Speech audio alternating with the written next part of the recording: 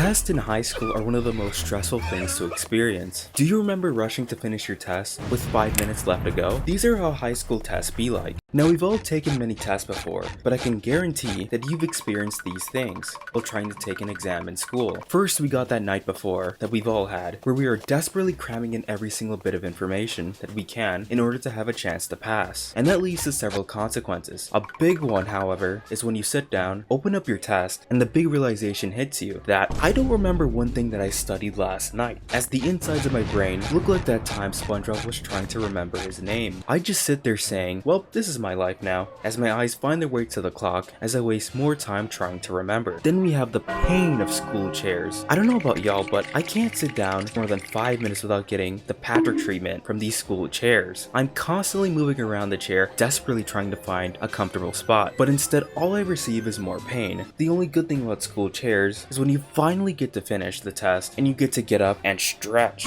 having me look like a pretzel with how far I can go, as the feeling has to be in the top 10 best feelings you'd get in school. Next up, we have that message. After the teacher walks past you and other kids in your row and goes on to yell to the whole class, "Everyone, make sure you're reading the questions carefully." And now they got me completely messed up, thinking I got a question wrong, looking through all my answers over and over again, and wasting my time. Like, why? I understand you can't tell a kid that an answer is wrong, but can you do something different at least? Because what they just did was probably worse than saying anything in the first place. Going from one distraction to the next, we got this situation. While you're taking the test, as the first period in your class is over, but you still have another period in this class, and the kids are walking in the hallway, going to their next, and they spot you, as they begin doing the most diabolical stuff known to mankind. Emoting, yelling, even just staring in the glass door, like they're about to jump scare you if you look away. Usually the teacher comes, blocks the window, and tells them to leave, but they can bring some life to an otherwise disastrous situation that we currently find ourselves in. But that's what we've all experienced during exams. Let's go through the questions now that we've all seen. Some teachers obviously show that they can't cook when it comes to creating tests, because when my eyes reach the paper and see this, I'm obviously regretting all of my life choices, even though there was nothing I could do differently. First, we got those weird word problems. Opal has 400 tires in her garage. If all tires are soon to be the same length, width, and height, how many cars can get a complete set of tires? First of all,